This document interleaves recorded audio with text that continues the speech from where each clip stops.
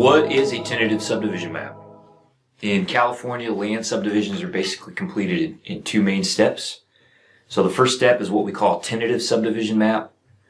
And sometimes you'll hear them called a tentative parcel map, depends on how many parcels you have. That's the first step. The second step is what we call final subdivision map. Sometimes they're called final maps or final parcel maps, depending on the number of lots.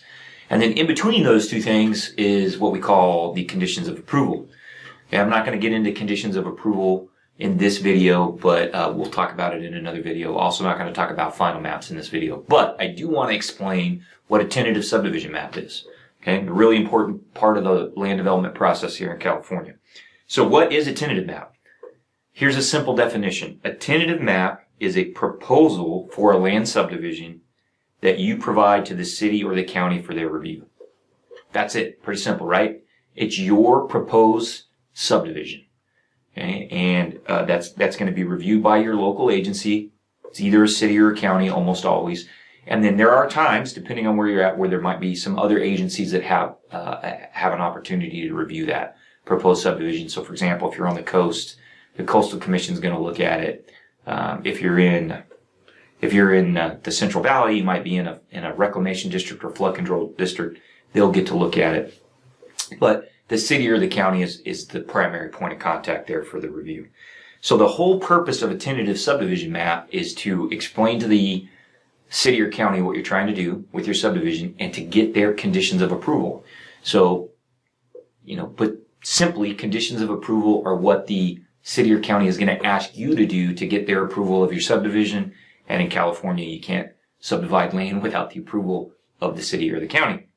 So that's what a tentative subdivision map is. What should a tentative subdivision map show? What does your surveyor need to put on a tentative subdivision map? So I'm going to give you 6 things, okay, that at a minimum that your tentative subdivision map needs to show. So it needs to show the parent parcel boundary. Okay, and when I say parent parcel, that's the parcel that's going to be subdivided, okay, or split. So the surveyor needs to show that boundary, and he needs to show the area of the parent parcel. The second thing he needs to show is the existing easements. Okay, easements, leases, other types of encumbrances on the piece of property. The local agency is going to want to see that.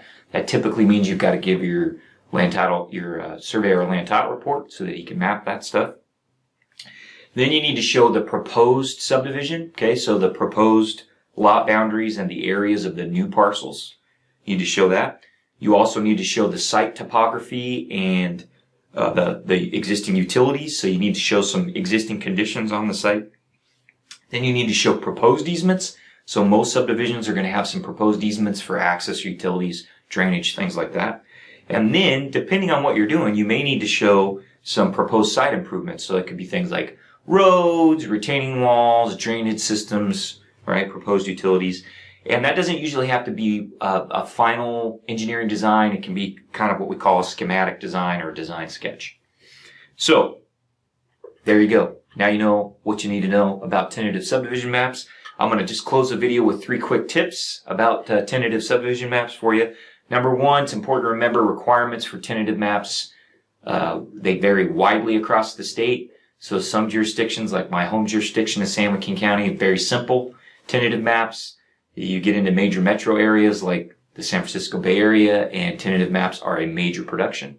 So just remember, depending on where you're at, the requirements are going to be way different for what needs to happen with a tentative map. The other thing is, in most jurisdictions, you need to do more than just a physical map, a tentative subdivision map. There's also usually some kind of land planning application, and there's technical reports that need to get submitted. There's a land title report that needs to get submitted with the tentative map. So it's not just a map. There are other things. And then another tip is that a tentative subdivision map is not a set of improvement plans or a final civil engineering design. If the agency is asking for that on a tentative map, you probably need to have some conversations with the city or the county about that. The whole idea of the tentative map process is to get some idea of what the agency is going to require from you as the subdivider before you go spend a whole bunch of money on your engineering design. So the local agency, as a general rule, shouldn't be asking for a finished set of design plans as part of the tentative map process. So there you go. Hope that information helps. We're going to talk some more about land subdivisions in other videos. I'll talk some more about tentative maps and conditions of approval, but that'll give you guys a good start. Thanks for watching the video.